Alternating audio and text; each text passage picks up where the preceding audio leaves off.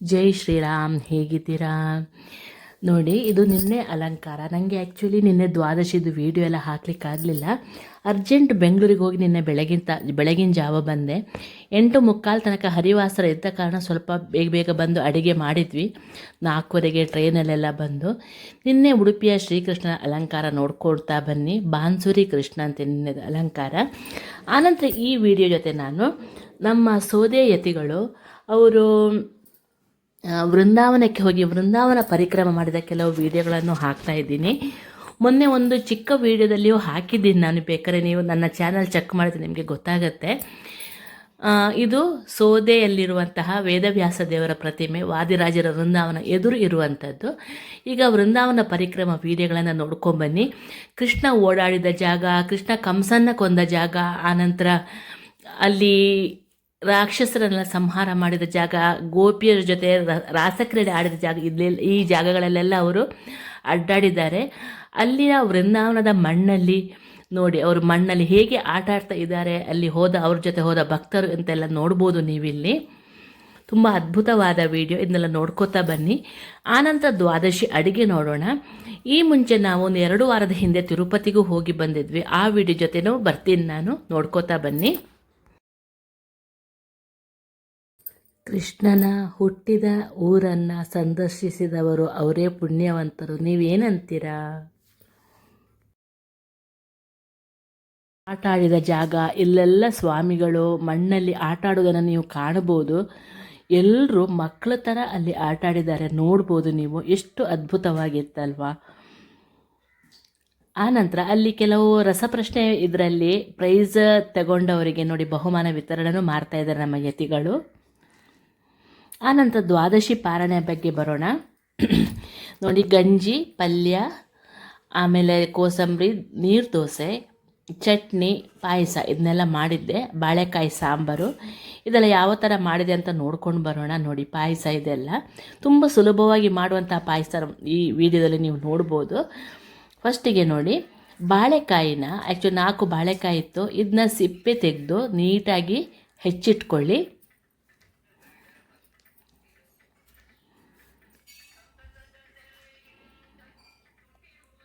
ಈ ಮಧ್ಯ ಅಷ್ಟಮಿದ್ದು ಅಡಿಗೆ, ಚೌತಿದ್ದು ಅಡಿಗೆ ಇದೆಲ್ಲ ಪೆಂಡಿಂಗ್ ಉಳ್ಕೊಂಬಿಟ್ಟಿದೆ. ಚೌತಿ ಆವತ್ತು, ಅಷ್ಟಮಿ ಆವತ್ತು ನನಗೆ ಸ್ವಲ್ಪ ಹುಷಾರು ತಪ್ಪಿತ್ತು. ಚೌತಿ ಆವತ್ತು ನಾವು ತಿರುಪತಿಗೆ ಹೋಗಿರೋದು ಆ್ಯಕ್ಚುಲಿ. ನೋಡಿ, ಈಗ ಈ ಬಾಳೆಕಾಯಿನ ಹಚ್ಚಿಕೊಂಡು ಇದಕ್ಕೆ ಹಸಿ ಮಸಾಲೆ ಹಾಕಿ ನಾವು ಸಾಂಬಾರು ಮಾಡ್ತೀವಿ. ಇದನ್ನು ನೀಟಾಗಿ ಹೆಚ್ಚಿಟ್ಕೊಂಡು ನೀರಲ್ಲಿ ಹಾಕಿ, ಇಲ್ಲಾಂದರೆ ಬಾಳೆಕಾಯಿ ಕಪ್ಪಾಗಿಬಿಡತ್ತೆ. ಸ್ವಲ್ಪ ಕೈಗೆ ಎಣ್ಣೆ ಹಚ್ಚಿಕೊಂಡ್ರೆ ಅಂಟು ಸ್ವಲ್ಪ ಕಡಿಮೆ ಆಗುತ್ತೆ. ನೋಡಿ, ಸ್ವಲ್ಪ ನೀರಿಟ್ಕೊಂಡು ಅದಕ್ಕೆ ನೋಡಿ ಅರಿಶಿನ ಜೊತೆ ಇದನ್ನ ಬೇಯಿಸ್ಕೊಳ್ಳಿ. ಬೇಗ ಬೆಂದು ಬಿಡುತ್ತೆ, ಕರಗಕ್ಕೆ ಬಿಡಬೇಡಿ, ಕಡಿ ಇರಲಿ, ಆವಾಗಲೇ ಚೆಂದಾಗುವಂಥದ್ದು. ಅರಿಶಿನ ಹಾಕಿ ಬೇಯಿಸಿದರೆ ಆಗೋಯ್ತು. ಮನೆಯಲ್ಲೇ ಬಿಟ್ಟಂತಹ ಬಾಳೆಕಾಯಿದು ಒಂದು ಹೂವಿತ್ತು, ಕುಂಡಿಗೆ ಅಂತೀವಿ ನಾವು. ಅದರದ್ದು ಈ ಕೆಂಪಿನ ಪಾರ್ಟ್ ಇದೆಯಲ್ಲ, ಸಿಪ್ಪೆದು, ಅದೆಲ್ಲ ತೆಗೆದುಕೊಂಡು ಬಿಡಿ, ಯಾಕಂದರೆ ಅದು ಬೆಳೆದಿರುತ್ತೆ. ಅದರದ್ದು ಪಲ್ಯ ಮಾಡೋಣ, ತುಂಬಾ ಚೆನ್ನಾಗಾಗತ್ತೆ. ಬಾಣಂತಿಗೆ ಇದರದ್ದು ಚಟ್ನಿ ಎಲ್ಲ ಮಾಡ್ತೀವಿ. ಚಟ್ನಿ, ತಂಬುಳಿ, ಪಲ್ಯ ಮಾಡೋದಕ್ಕೆ ಬರುತ್ತೆ ಇದರಿಂದ. ಅದು ಅಷ್ಟೇ, ಕಟ್ ಮಾಡಿಕೊಂಡು ನಾವು ನೀರಲ್ಲಿ ಹಾಕಿಡಬೇಕಾಗತ್ತೆ.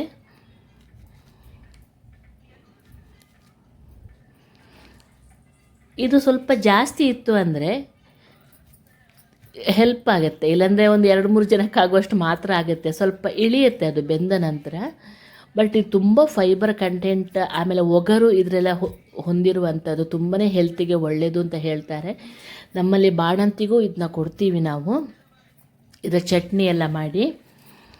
ನೋಡಿ, ಇದನ್ನ ಎಲ್ಲ ಒಂದು ಆ ಹಳದಿ ಕೆಂಪು ಪೀಸ್ ಇತ್ತಲ್ಲ, ಅದನ್ನೆಲ್ಲ ತೆಗೆದಾಕ್ಬಿಡಿ. ಅದು ಬೆಳೆದಿರೋದಿಲ್ಲ, ಒಂದೊಂದು ಸೈಡಲ್ಲಿ ಆ ಥರ ಇರುತ್ತೆ. ಇದನ್ನ ನೀರಿಂದ ತೆಗೆದು ಈಗ ಒಗ್ಗರಣೆ ಹಾಕೋಣ. ನೋಡಿ, ಬಾಣಲಿಗೆ ಸ್ವಲ್ಪ ಎಣ್ಣೆ ಹಾಕಿ, ಸಾಸಿವೆ ಹಾಕಿ, ಉದ್ದಿನಬೇಳೆ ಹಾಕಿ, ಅನಂತರ ಕೆಂಪು ಮೆಣಸು, ಕರಿಬೇವಿನ ಸೊಪ್ಪು, ಇಂಗು ಹಾಕಿಬಿಟ್ಟು ಒಗ್ಗರಣೆ ಕೊಟ್ಟರೆ ಆಗಿಬಿಡ್ತು. ಬೇಕಾದರೆ ಸ್ವಲ್ಪ ಕೆಂಪು ಮೆಣಸು ಹಾಕ್ಕೊಳ್ಳಿ. ನಮ್ಮಮ್ಮ ಇದನ್ನ ಪ್ರತಿ ಸಲನೂ ಮಾಡ್ತಾರೆ. ಅವ್ರಿಗೆ ಬಾಳೆಕಾಯಿ ತೋಟ ಎಲ್ಲ ಇದೆ, ತುಂಬ ಸಿಗುತ್ತೆ ಅಂತ ಈ ಥರ ಮಾಡ್ತಾನೆ ಇರ್ತಾರೆ. ತುಂಬ ಹೆಲ್ತಿಗೆ ಒಳ್ಳೆಯದು. ಇದಿರುತ್ತೆ ನೋಡಿ, ಶುಗರ್ ಇರೋರಿಗಂತ ಹೇಳಿ ಮಾಡಿಸಿದಂಥ ರೆಸಿಪಿ ಇದು. ಒಂದು ಸ್ವಲ್ಪ ಅರಿಶಿನ ಹಾಕ್ಕೊಂಡು ಅದನ್ನೆಲ್ಲ ಒಂದು ಸ್ವಲ್ಪ ನೀರು ಹಾಕಿ ಬೇಯಿಸ್ಕೊಳ್ಳಿ. ಬೆಂದ ನಂತರ ಅದಕ್ಕೆ ನಾವು ಉಪ್ಪೆಲ್ಲ ಹಾಕಬೇಕು. ಉಪ್ಪು, ಬೆಲ್ಲ, ಆಮೇಲೆ ತೆಂಗಿನಕಾಯಿ ತುರಿ, ಮತ್ತು ಇನ್ನೇನು ಬೇಕಾಗಲ್ಲ ಇದಕ್ಕೆ. ನಿಮಗೆ ತೀರಾ ಸಪ್ಪೆ ಸಪ್ಪೆ ಅನಿಸೋದಾದ್ರೆ ಸ್ವಲ್ಪ ಸಾರಿನ ಪುಡಿನೋ ಸಾಂಬಾರು ಪುಡಿನೋ ಹಾಕ್ಕೊಳ್ಳಿ. ನೋಡಿ, ಈಗ ಉಪ್ಪು ಮತ್ತು ಬೆಲ್ಲ ಹಾಕ್ಕೊಳ್ಳೋಣ.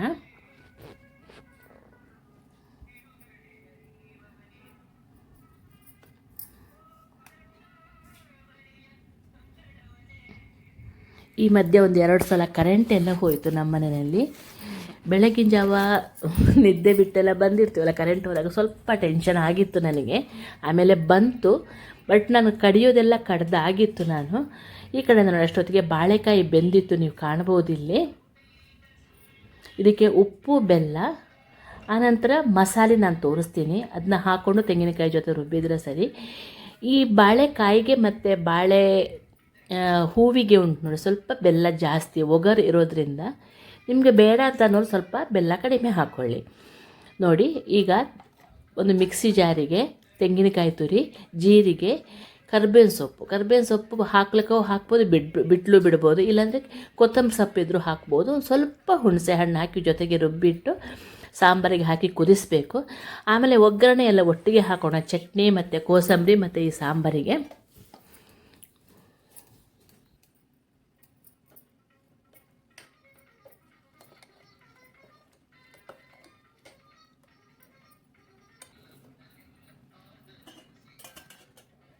ಸಾಂಬಾರು ಕುದ್ದ ನಂತರ ಇಲ್ಲಿ ಇದು ತೆಂಗಿನಕಾಯಿ ಹಾಲು ತಗೊಳ್ತಾ ಇದ್ದೀನಿ, ನೋಡ್ಬೋದು. ತೆಂಗಿನಕಾಯಿ ರುಬ್ಬಿಟ್ಕೊಂಡಿದ್ದೀನಿ ಗಂಜಿಗೆ ಇದು. ಆನಂತರ ಅದೇ ಚರಟಕ್ಕೆ ಸ್ವಲ್ಪ ತೆಂಗಿನಕಾಯಿ ಹಾಕಿ ಚಟ್ನಿ ಮಾಡಿಕೊಂಡೆ. ಕಾಯಿ ಮೆಣಸು, ಆನಂತರ ಸ್ವಲ್ಪ ಉಪ್ಪು, ಹುಳಿ, ಒಂದೆಲಗದ ಎಲೆ ಹಾಕಿ ನಾನು ಚಟ್ನಿ ಮಾಡಿಕೊಂಡೆ. ಇಂಗು ಎಲ್ಲ ಹಾಕ್ಕೊಂಡು ನೋಡಿ, ನೋಡ್ಬೋದು. ಚಟ್ನಿ ತುಂಬ ಸಲ ತೋರಿಸಿದ್ದೀನಿ ನಾನು ರೆಸಿಪಿ ನಿಮಗೆ. ಒಂದೆಲಗ ಚಟ್ನಿ ಆಗಲೇಬೇಕು ತಾನೇ. ಇದನ್ನ ರುಬ್ಕೊಂಡ್ರೆ ಚಟ್ನಿ ಆಗಿಬಿಡ್ತು. ಬೇಕಂದ್ರೆ ಸ್ವಲ್ಪ ಕರಿಬೇವಿನ ಸೊಪ್ಪು ಹಾಕ್ಕೊಳ್ಳಿ, ಹೆಲ್ತಿಗೂ ಒಳ್ಳೆಯದು. ಒಗ್ಗರಣೆಗೆ ಹಾಕಿದರೆ ಎತ್ತಿಡ್ತಾರೆ, ಆದ ಕಾರಣ ರುಬ್ಬೇಕಿದ್ರೇ ಹಾಕ್ಕೊಳ್ಳಿ. ಆಮೇಲೆ ನೋಡಿ, ನಾನು ನೀರು ದೋಸೆಗೆ ರುಬ್ಕೊಂಡೆ, ನೀವು ನೋಡ್ಬೋದು. ನಾವು ನೀರು ದೋಸೆಗೆ ತೆಂಗಿನಕಾಯಿ ಎಲ್ಲ ಏನು ಹಾಕೋದಿಲ್ಲ, ಸ್ವಲ್ಪ ಉಪ್ಪು ಹಾಕಿ ಬರೀ ಅಕ್ಕಿನ ನೈಸಾಗಿ ರುಬ್ಕೊಳ್ಬೇಕು, ನೋಡ್ಬೋದು ನೀವಿಲ್ಲಿ. ಆನಂತರ ನೀರು ದೋಸೆ ಮಾಡೋಣ. ಅದರದ್ದು ನೀರು ದೋಸೆ ಜೊತೆ ನಾನು ಪಾಯಸ ಕೂಡ ಮಾಡಿದೆ. ನೀರು ದೋಸೆದು ಪಾಯಸ ತುಂಬಾ ಅದ್ಭುತವಾಗಿ ಬರುತ್ತೆ.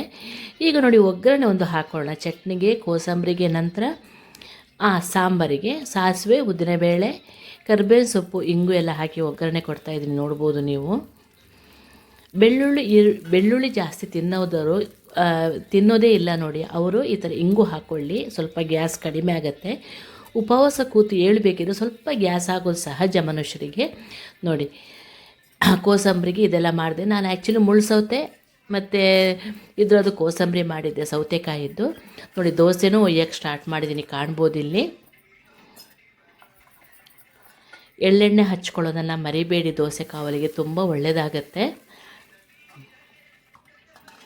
ಆನಂತರ ಪಾಯಸಕ್ಕೆ, ನೀರು ದೋಸೆ ಪಾಯಸಕ್ಕೆ ತೆಂಗಿನಕಾಯಿ ರುಬ್ಕೋತಾ ಇದ್ದೀನಿ, ನೋಡ್ಬೋದು.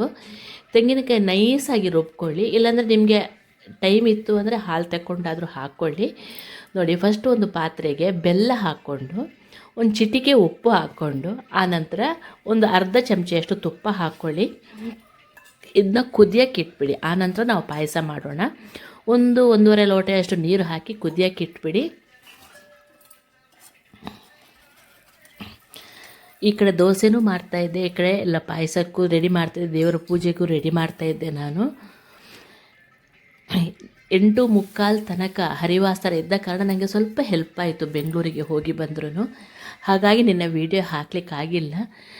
ಕಂಟಿನ್ಯೂಸ್ ಮನೆಯಲ್ಲಿ ಹೋಗೋದು ಬರೋದು ಇದ್ದ ಕಾರಣ. ನೋಡಿ, ಇದು ಕುದಿಬೇಕು ಫಸ್ಟು. ಈ ಬೆಲ್ಲನ ಕರಗಿಸಿ ಇಡ್ತೀವಲ್ಲ, ಅದು ಕುದ್ದ ನಂತರ ನಾವು ದೋಸೆನ ಕಟ್ ಮಾಡಿ ಹಾಕೋಬೇಕು, ಇಲ್ಲಾಂದ್ರೆ ಅಷ್ಟು ಚೆಂದ ಆಗೋದಿಲ್ಲ ಅದು.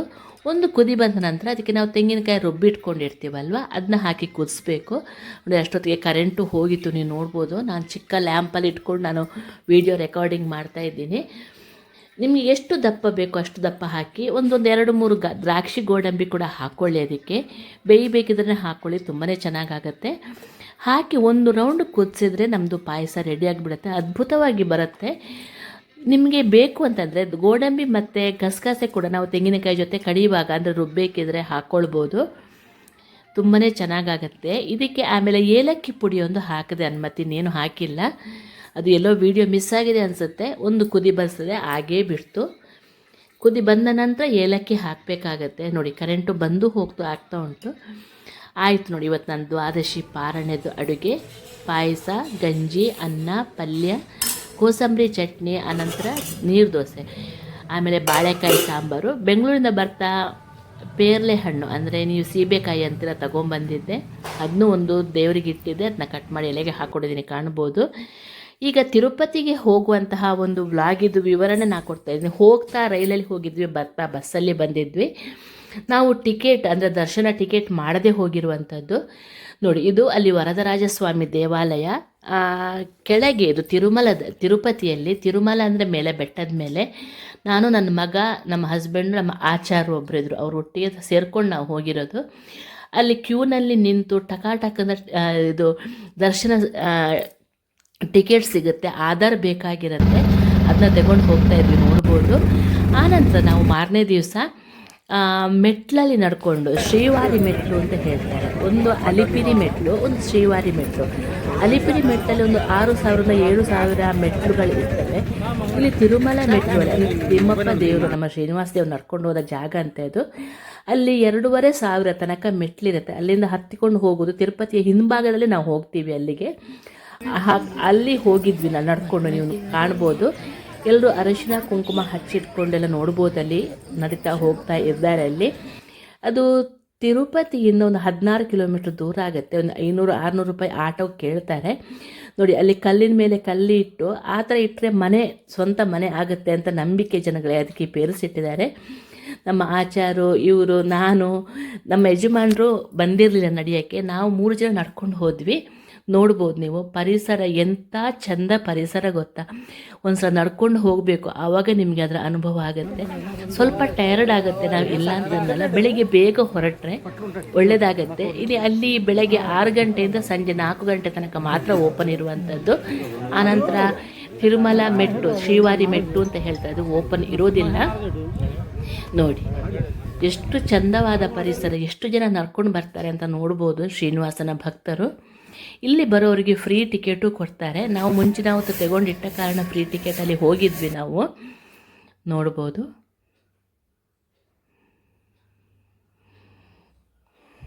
ಇದು ತಿರುಪತಿಯ ಎದುರಲ್ಲಿ ನಾನು ತೆಗೆದಿರುವಂಥ ಫೋಟೋಸು. ನಿಮಗೆ ಬೇಕು ಅಂದರೆ ನಾನು ಹೇಳ್ತೀನಿ, ಇನ್ನೊಂದ್ಸಲ ವೀಡಿಯೋ ಮಾಡಿ ಹೇಗೆ ಹೋದ್ವಿ, ಹೇಗೆ ಇದು ಟಿಕೆಟ್ ತಗೊಳ್ಳೋದು ಅಂತ ಹೇಳಿಬಿಟ್ಟು. ನಾವಲ್ಲಿ ಏನು ಗೊತ್ತಾ, ವಿಷ್ಣು ನಿವಾಸ ಅಂತ ಇದೆ ರೈಲ್ವೆ ಸ್ಟೇಷನಲ್ಲಿ. ಸಂಜೆ 4 ಗಂಟೆ ನಂತರ ಟಿಕೆಟ್ ಕೊಡ್ತಾರೆ. ಅಲ್ಲಿ ನಮಗೆ 5 ಗಂಟೆ ನಂತರ ಟಿಕೆಟ್ ಕೊಟ್ಟಿದ್ದು. ಎಂಥ ಸುಂದರವಾದ ವಾತಾವರಣ ನೀವು ನೋಡ್ಬೋದಲ್ಲಿ. ಆನಂತರ ನಾವು ಪದ್ಮಾವತಿ ಅಮ್ಮನವರ ಗುಡಿಗೆ, ಅಲ್ಲಿದ್ದನ್ನ ಜಾಸ್ತಿ ಫೋಟೋ ಎಲ್ಲ ತೆಗಿಯೋಕ್ಕೆ ಹೋಗಲಿಲ್ಲ. ಪದ್ಮಾವತಿ ಅಮ್ಮನವರ ಗುಡಿಗೆ, ಆಮೇಲೆ ವರಾಹಸ್ವಾಮಿ ದೇವರ ದರ್ಶನಕ್ಕೆ ಎಲ್ಲನೂ ಹೋಗಿ ಬಂದಿದ್ವಿ. ನಾವಲ್ಲಿ ಫಸ್ಟ್ ನಾವು ಬೇಜಾರ ಮಠದಲ್ಲೇ ಸ್ಟೇ ಆಗಿರೋದು. ಮೇಲೆ ನಾವು ವ್ಯಾಸರಾಜ ಮಠದಲ್ಲಿ ಊಟಕ್ಕೆಲ್ಲ ಹೋಗಿದ್ವಿ. ಅಲ್ಲಿ ಹೇಳಿದರೆ ನಮಗೆ ಒಂದು ರೌಂಡ್ ಊಟ ಹಾಕ್ತಾರೆ. ನಾವು ಹೊರಗೆ ಎಲ್ಲಿಂದ ತಿನ್ನೋದು ಇಲ್ಲ, ಅದಕ್ಕೆ ನಮಗದು ಹೆಲ್ಪ್ ಆಯಿತು. ನೋಡ್ಬೋದು ಅಲ್ಲಿ ಮಲೆಯಪ್ಪ ಸ್ವಾಮಿ ಚಿಕ್ಕ ಮೆರವಣಿಗೆ ಕೂಡ ಸಿಕ್ತು ನಮಗೆ. ಭಾಳ ಖುಷಿ ಆಗಿಬಿಡ್ತು. ಪ್ರಸಾದ ಕೂಡ ಸಿಕ್ತು ನಮಗೆ. ಆನಂತರ ನಾವು ಆ ಥರ ಟಿಕೆಟ್ ತಗೋತೀವಲ್ಲ, 300 ರೂಪಾಯಿ ಟಿಕೆಟ್ ನಮಗೆ ಫ್ರೀಯಾಗಿ ಕೊಡ್ತಾರೆ. ಅಲ್ಲಿ ATGH ಅಂತ ಒಂದು ಎಂಟ್ರಿ ಇರುತ್ತೆ. ಅಲ್ಲಿಗೆ ಹೋದರೆ ನಮಗೆ ಬೇಗನೆ, ನಾವು 1-2 ಗಂಟೆಯಲ್ಲಿ ನಾವು ದರ್ಶನ ಮುಗಿಸಿ ಬಂದಿದ್ದೀವಿ. ಅಲ್ಲಿ